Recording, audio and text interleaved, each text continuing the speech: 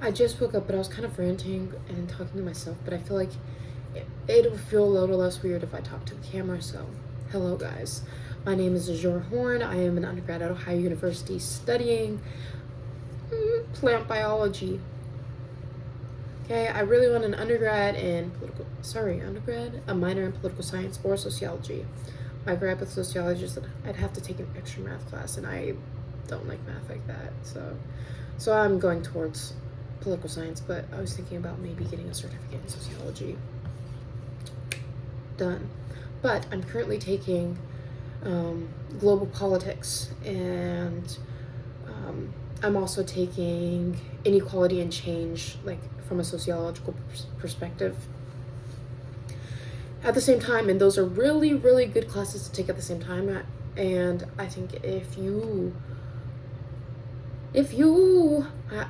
really would recommend like taking sociology or a women's gender sexuality class or a race like theory class, like if your university still offers things like that, because of Senate Bill 1, at least that's what it is in Ohio, affecting course literature. But recently I was in my intro, it's not an intro class, but it's a global politics class, and actually it might be, it's not an intro level class, but it's an intro level global politics class. And I was talking to my professor. Keep in mind, it's the first week of school, and I'm taking him like out back, and like I'm like, why do you think this happened? Because I know historically this concept happened, and how do you think this ultimately impacted the, like, girl, calm down. But like genuinely, I really love political science. I really love global politics. I love sociology. Like everything I do, it's out of the love of the game. It's not even that of force. I'm not trying to kiss up or anything. So we were in class in political science, and he was talking about the myth of American exceptionalism, whatever you'd like to call it. You know, there's a bunch of different whatever. And we were talking about what makes the U.S. unique. We started, in the 1800s, with the creation of the United States, 1776. And we talked about the implications of being a new country, how historically speaking, like, we haven't had to fight for class. We haven't had to fight to make, let me phrase this. Historically speaking, we have never had a caste system or a hierarchy system distinct. You know what I mean? Like there were no serfs. There were no peasants. Everybody who came to this land were colonizers or colonized. Two distinctions which weren't officially, at least, distinguished. And then you had, of course, enslaved people and indentured servants as well. But since we never had, like in France, for example, we were looking at workers' rights and union activity throughout European, mostly, countries, and we looked at European countries and compared it to the U.S. and really showed the U.S.'s lack of participation in unions and just activity in workers' laborers' rights in general. So that's just the context of what I'm going to be saying. But he gave us a reading beforehand, and he talked about how there's never really been a really strong socialist or communist movement in the United States. And in this reading, it liked to compare Canada and the U.S. just because of their proximity and a few other factors that honestly I forget, but I think proximity and main language being, English, and having a pretty, like, uh, with all due regards, a pretty similar background.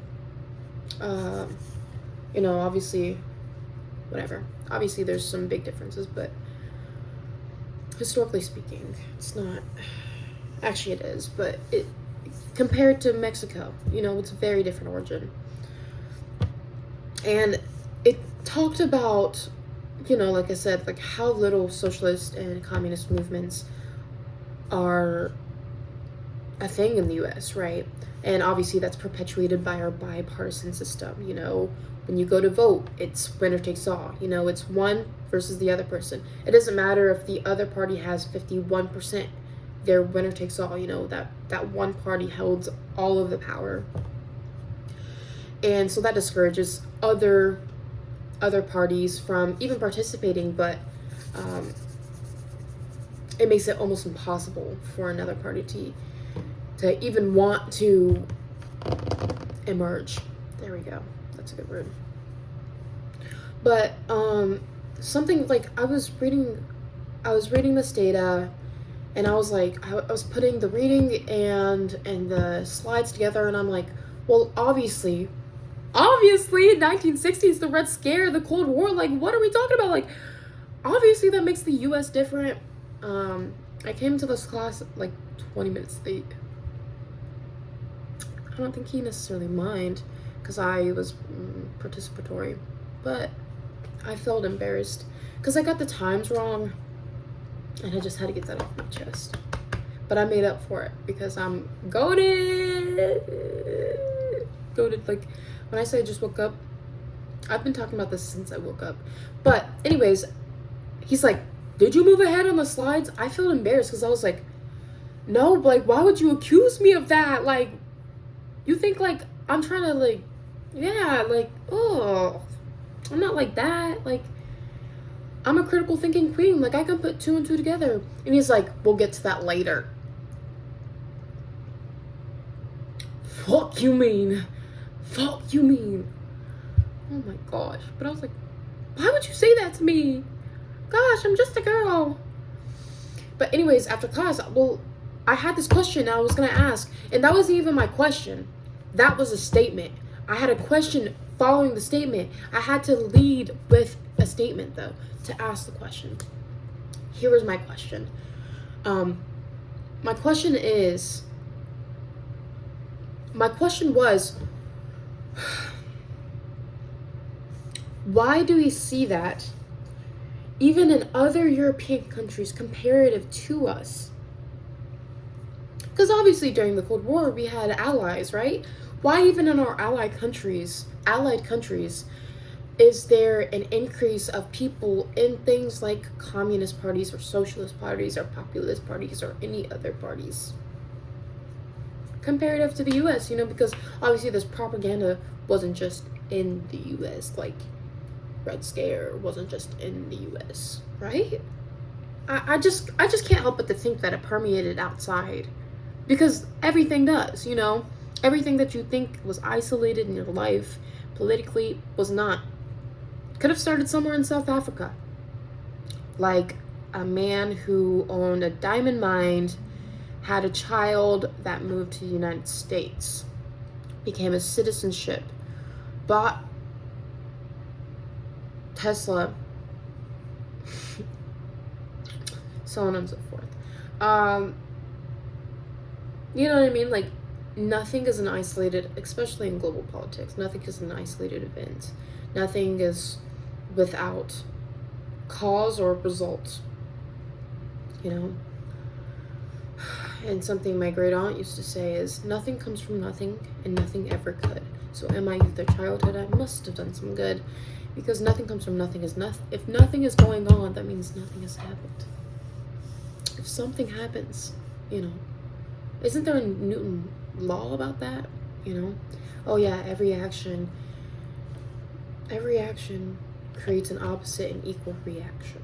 I believe that's what it is. I can't remember which one that is. It's like, Okay, what am I talking about? I'm off topic. Anyway, so I like talked to him after class because it was like fresh in my mind. I was like, I want you to answer this question and I want you to answer it now, because if you don't answer this question now, then I'm gonna forget it. And I think that the answer to this question is pretty important. Easy enough to say. I don't even think I actually asked that question. I just started ranting.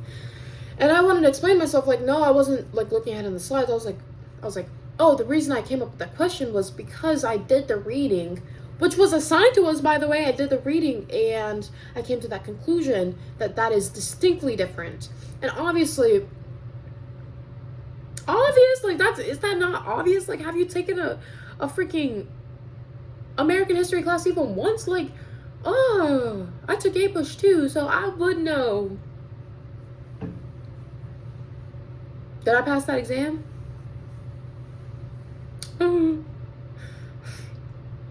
No, that's okay, because I still made it into college. What? What are you gonna do? Nothing!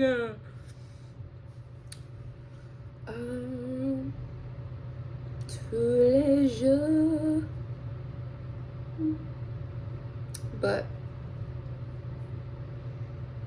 something that, the entire reason I started this video, even though we're 11 minutes in, was I was ranting about how,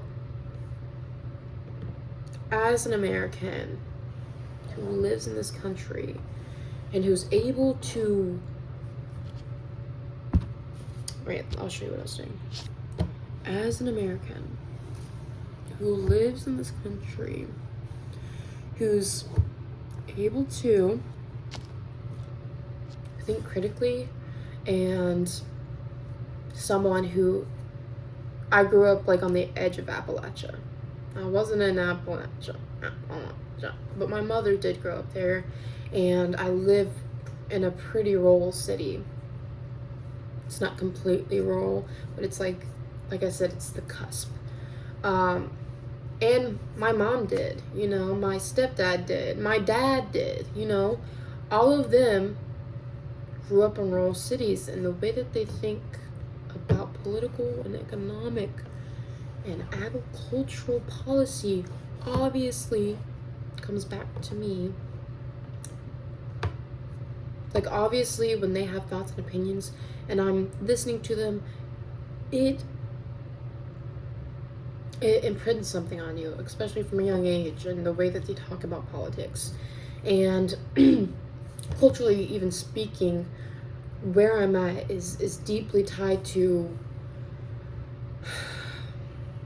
the people who live where I'm at, is deeply tied to things like agricultural rights and farming abilities and like shit like that. Like, I don't even know how to like say it, but like what I mean to say is like when you grow up around people who are big into farming, make their living off of farming, their hobbies are farming related, like 4-H, like that impacts you. That impacts the way you think. That impacts the way that you think about policies regarding agriculture and how that impacts you, even if it's inadvertently.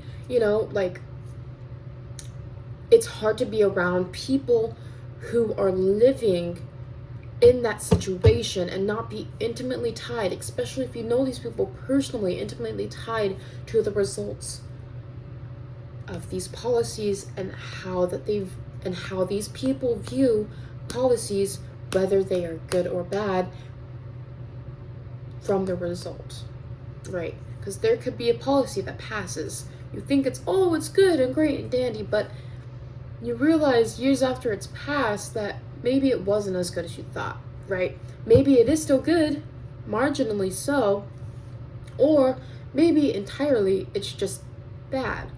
But you don't really see the impacts until years later, because that's how policy works. Like, nothing is instant.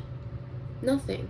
You know, people always talk about like, oh, well, Biden left Trump with blah, blah, blah. Okay, Trump also left Biden with blah, blah, blah. And Barack Obama also left Trump with blah, blah, blah. You know, that's how it works. Like, their laws are supposed to be lasting. I don't know if you guys know that, but like, that's why a law is put in place. whatever. But I grew up listening to people like Johnny Cash and Bob Dylan, right? My grandma, the grandma I spend the most time with, because my other grandma lived in Alabama, but my grandma was literally born in 57. You know, like, but something that I noticed is, like I said, like I live in a pretty, I wouldn't call it country, I'd call it, but it is kind of country. It's like country and rural, which tend to be synonyms, but whatever, like we don't need to dwell on that. But a lot of the people around me who listen to country music and are into politics, I would go on to say that they're not even into politics, they're into the appearance of certain politicians, if that makes any sense. Like, when I represent this politician, what does this mean and how does this make me look? More so than actually being into policies that are passed, and into the actual logistics of politics. And I think honestly most people are like pretty, I mean, Democrats and Republicans are pretty the same. Like, when it comes down to it, there are only a few issues like abortion, healthcare, education that make being a Republican versus a Democrat so divisive. But I see these people who are Trump supporters, but they listen to country music. And I'm like, historically speaking, you know, that may have been pretty typical, but when you look at the content, this piece of hair is kind of annoying me. When you look at the content that is now in these country songs, they're pretty different than like a Johnny Cash. Or I know Bob Dylan's folk, but like Bob Dylan, you know, these people who are like, you know, I know a lot more folk musicians because I still listen to folk, but like you have Pete Seeger, you know, Woody Gunther, Johnny Cash, you know, like these people were very pro labor unions, just in general, just pro people, and they wanted workers to have their rights, and they sung about it, you know. That wasn't always what they sung about or exclusively, but they weren't afraid to be political in a way that was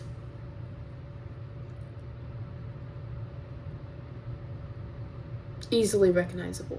I don't know how to say other than that. Like, literally, I mean, obviously, like, there's a better world coming. There's a better world coming. Like, I gotta pull up some songs. Like, I have an entire playlist dedicated to this.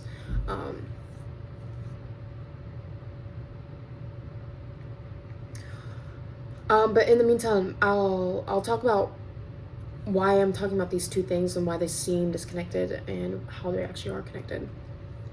So this professor, I'm talking to him about these whatever, and I was like, well, also, like, I have some prior knowledge because I've taken a sociology course, and you know, they're intimately related. I love saying that, if you can tell, intimately related, because so many things are, and it's just whatever. And he's like, and I tell him, I'm like, I'm a plant biology major, and he like laughs in my face. He's like, plant biology, and you're talking about sociology and politics like this, and I was taken aback. He laughed pretty loudly. We were like walking and talking because I think he had to go to another class. Oh my goodness. Like, I was like, ooh. But, and then he was like, well, that's how it should be. And then I was thinking about it, and I was like, you're right, that is how it should be. Like, you shouldn't just care about one thing, and you should understand that even the one thing that you do care about is, say it with me, intimately connected, yes, to other things that are kind of unrelated to the topic that you like, right? And something that I was thinking about is why, well, I was thinking about mostly like 60s music because we were talking about the Cold War and just music around this time. And I have an entire actually playlist dedicated to like Marlon Croft. Actually, okay. State of the Union by Marlon Croft. It's a political song, but it's like 2019. I didn't mean to say that. That's like the only modern song, and I don't even think it's good. But like some of these songs by Pete Seeger, the Swappers, the Almanac Singers, Woody Gunther, Bob Dylan. It's mostly just them. But I'm sure there's more, and I should honestly get more into this type of music, but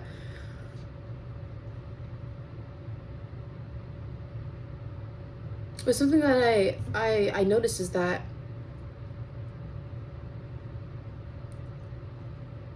comparatively to, like I said, like country music now, they aren't really political in any way, any meaningful or impactful way, in my opinion. Especially certain ones. Like that's why I think I like folk a little better, because it's still sort of, it's country. Like it's definitely the music of people of Appalachia. But folk singers have historically always kind of been, at least and to my knowledge, and I don't have an extensive music history knowledge on music history, but to me they've always been more political. And I think honestly that's sort of the nature of folk. Like it's literally called folk. What are folk? Folk are people. You know, it's the music of the people in my little brain. But like, I'm not gonna play any songs because I don't know, like copyright or whatever. But like Woody Gunther literally has a song called "Tear Those Fascists Down," or like, which was it?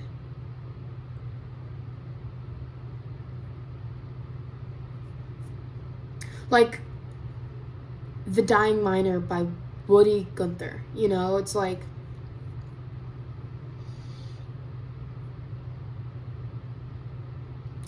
my dear daddy and mother, goodbye. My sister and brother, goodbye. My fingers are weak and I cannot write, goodbye. Centrala, goodbye. Do all that I can to help mom. I hear the moans and the groans.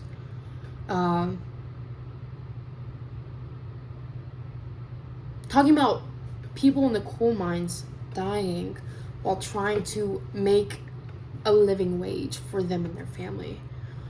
You know what I mean? Like, and like whenever, I don't know, like I don't really listen to a lot of country music because I honestly, like I stereotype it because honestly it tends to be true, but their politics is just washy. It's wishy-washy. It's not well informed. And even if it wasn't well informed, it's not even like opinions, you know? Like it's not even like their own opinions. It just tends to be a rehash of a popular opinion that they think is desirable and that people want to hear. I love this one. This is by Pete Seeger. What did you learn in school today? What did you learn in school today, dear little boy of mine? What do you learn in school today, dear little boy of mine? I learned that Washington never told a lie. I learned that soldiers seldom die. I learned that everybody is free. That's what the teacher said to me. I learned that murderers die for their crimes, even if we make a mistake sometimes. That's what I learned in school. I learned our country must be strong, always right and never wrong. Our leaders are the finest men. We elect them again and again. You know, it's like, it's talking about how, you know, like propaganda is spread through schools and through children. And that isn't unique. That isn't unique to the US. But these particular sentiments are, in my opinion, fundamentally negative because of their anti-people like you and me sentiments. You know, like to be in this mindset that the state and the government can never do wrong is to admit that even if they're doing wrong unto you, it must be because of some other reason, right? If you are a murderer and you die for your crimes, you are dying because you committed this murder, right? It doesn't matter that you are human. It doesn't matter that maybe, like, you know, like involuntary, what is it called? Vehicular manslaughter, like when people accidentally kill people by car. You know, like someone was crossing a street. This person, maybe they were paying attention. Maybe they have never had a history of any crimes or even any vehicle-related crimes. You know, gets the death sentence because of an accident. You know, like obviously, I don't know if this is obvious. Should there be a repercussion? Yes. Should it be the expense of their life? I don't think so. You know, like, I'm also not a judge. That's what the judge says. But when you have a government that is so strong and is perceived as right and can only do right and can do no harm, what does that sound like to you? Because it starts somewhere, you know, like, what do the people always say? Rome wasn't built in a day. Like, it starts somewhere. Genuinely, it does. And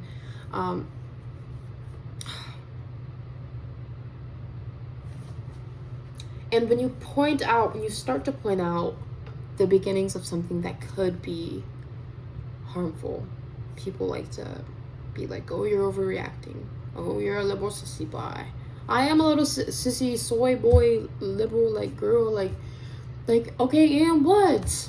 Can't a girl, like, analyze the political and economic situation of the world? Like, can't we just talk about it? Like, come on, like, Jada Smith was low-key right.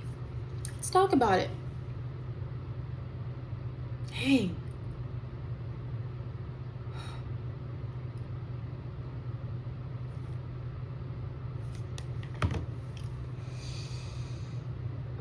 But yeah, I think that was most of it.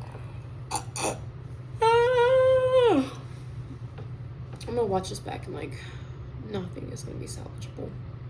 I don't care. Who's gonna stop me? Excuse me.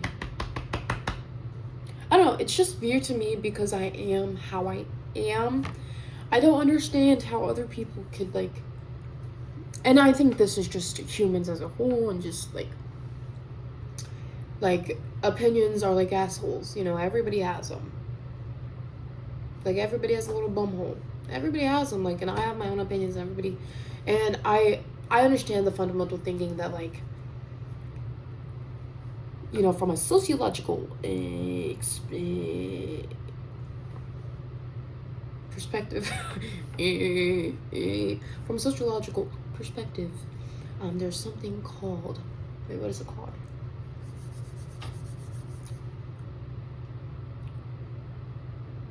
What is it called? Illuminati! I forget what it's called, but it's basically the idea that, like what Kamala said was true, like, you didn't just fall out of a coconut tree. You exist in the context of all that which came before you. Like, you are impacted because of people you're around, because of the school you went to, the particular amount of money you have, you know, your identity, how your identity is perceived by other people, how you grew up because of your family and their values and their religion and everything. Like, everything impacts you, even the way that we think, right? Like, some people are like, oh, like let me give an example. I recently learned that before we knew about cells, and when people were studying sperm, they thought that sperm was just little tiny babies, like little tiny humans. You know what I mean? And, like, now you'd be like, you guys are stupid, little tiny humans.